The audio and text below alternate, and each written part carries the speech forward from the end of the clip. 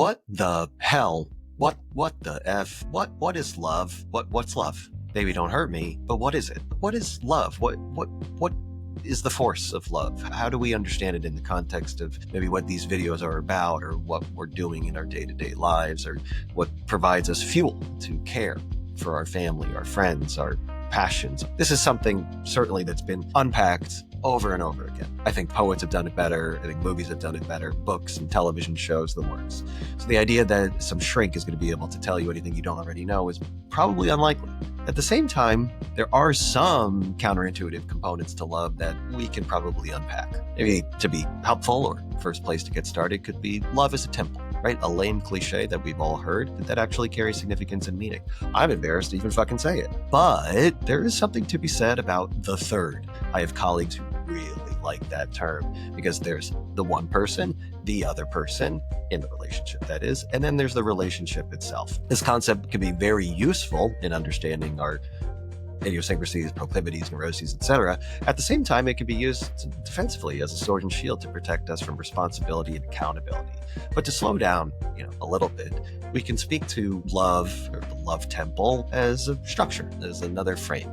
The idea being is that two people are aligned, and if they're misaligned, misattuned, the structure, the frame, the third, the thing that they're invested in can collapse. If they're enmeshed, codependent, idealizing, maybe, the roof can collapse. If they're far apart, not getting along, not speaking to one another, not understanding one another, not participating in a best approximation of who they actually are, in earnest, sincerely, maybe not available to it, it'll collapse this way, I'm dancing. The trouble is, to be aligned and in support of the structure, the relationship, and of one another is really fucking hard. That's going to be a theme for this channel, I think you guys know at this point. So is there something that can be changed? Is there something that we can do? Is there something that is amenable to some sort of a solution or resolution? We can understand attachment styles. It's certainly something we can speak to. Certainly something that helps if somebody's anxiously attached and very needy, very unsure of how to feel safe in and of themselves. That can skew one person towards the other structure, and that can antagonize, quite obviously. Somebody else could be avoidant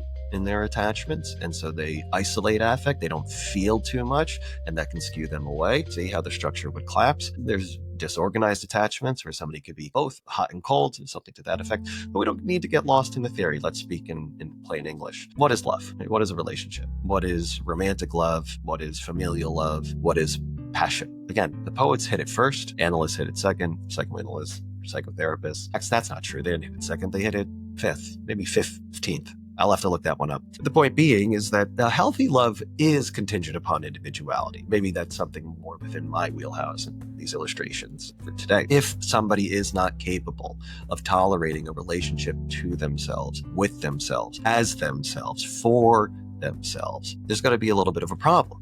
Because the other, this hand, is going to provide, necessarily, reflexively, compulsively, without choice, some sort of external reservoir or tributary to that source of love. Because this person, this is my neurotic hand, I'm not sure why, should my left be neurotic? Right. And this person over here is going to need that resource to fuel them. If they can endogenously, internally generate their own capacity for passion, love, connection, care, etc., what we also at times have called the libido or libidinal forces, they're struggling in and of themselves. There is a reflective relationship, a membrane between the self and their perception, or their self-concept and their ego, their inner management system, their basic input-output functioning. For those nerds out there like me, a BIOS. That's a computer joke. And what do they do then? How do they negotiate that? If this person's avoidant and unavailable affectively, emotionally, and this person's very needy, it's not going to work. There's going to be a lot of projection to bridge that gap. There's going to be a lot of introjection, right? Mapping each other's sensibilities or mores into the reflective space of their own verticality, their own landscape of their own psychology. Either way, it's not going to work. So two avoidance won't work, two insecures won't work, insecure attachments. We're all insecure. I didn't mean that in any pejorative sense. So what do we do? How do we change that? Or what is it? Is it amenable to change? Certainly psychotherapy is a part of that. Certainly there is a capacity to get to know oneself better, to resolve that. As they say, we forge our relationship to ourselves in the confines and framing and context of our primary caregivers, usually parents. And so redoing that, reforging it, if you will, and getting it back into the crucible or kiln, the hotness of a therapeutic relationship, is about healing that relationship to the self to be available, amenable, and earnest in somebody's capacity to love. That is, invest in somebody else in a mutually supportive way and invest in oneself.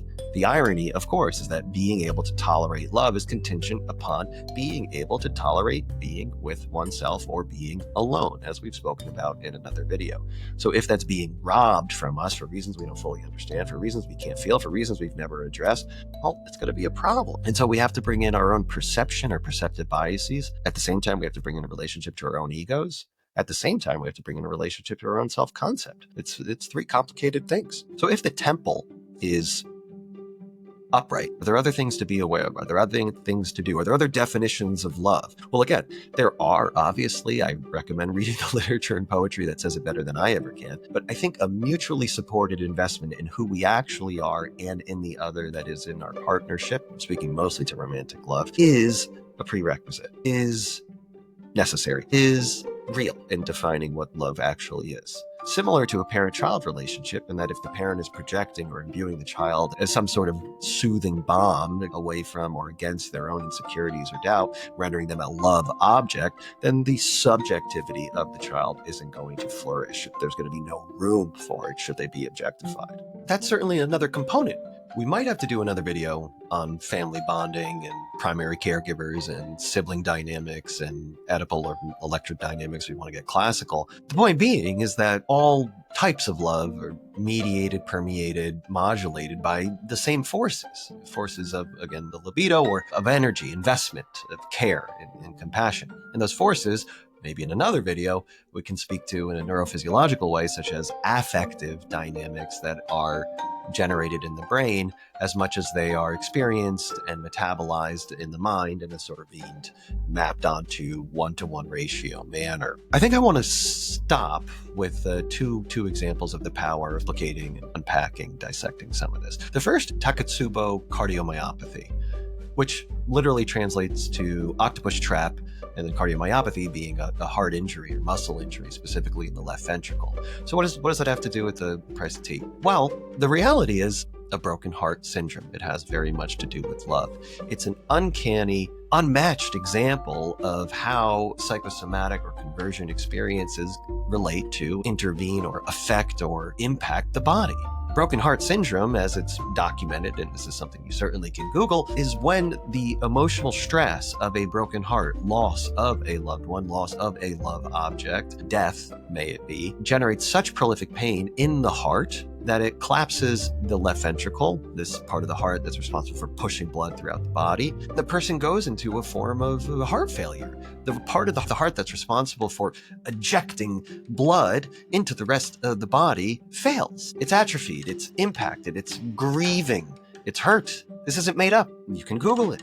Broken heart syndrome. And the reason they call it the octopus trap in Japanese, of course, is because it resembles the ventricle. Instead of being a V-shaped or oval-shaped here, looks more like this. And the muscles aren't contracting or firing in uniform or unison, and the muscle fails. And the person, prolific or prodigious painful effects from it, including potentially death, although that is rare.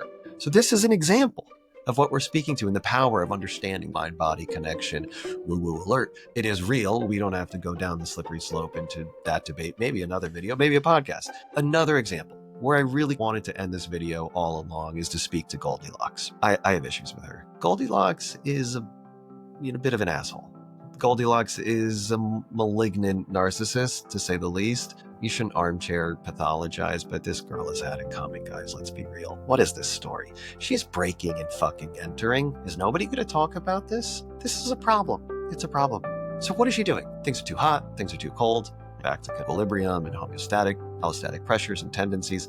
We can go down that road. But in the context of love and in this video, what we're speaking to is the membrane again. And if she is in such an invested and deep-seated relationship that necessitates blindness and these perceptive biases, she is never satisfied. She claims the third one in the story, be it the porridge or the bed or this or that, is satisfactory and it's a happy ending.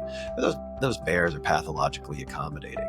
they also have problems. Maybe they have insecure attachment issues and she's the expansive one who is disorganized and has prolific isolation of affect. I don't know. I wasn't there. Maybe you guys can tell me. But this is a problem. She's an idealizing, self-aggrandizing, malignant narcissist. I said it. I hope that's not too controversial. But I wanted to use that example to end the video as an illustration of what love really is. That's not love, even though she would claim in the pleasure and satisfaction of finding the right food and family and support structure. She would. But she's not able to experience those very kind, maybe pathologically kind bears as family. She's got problems. I mean, we all do, but I'm not breaking and entering into anybody's house. I'll see you in the next one.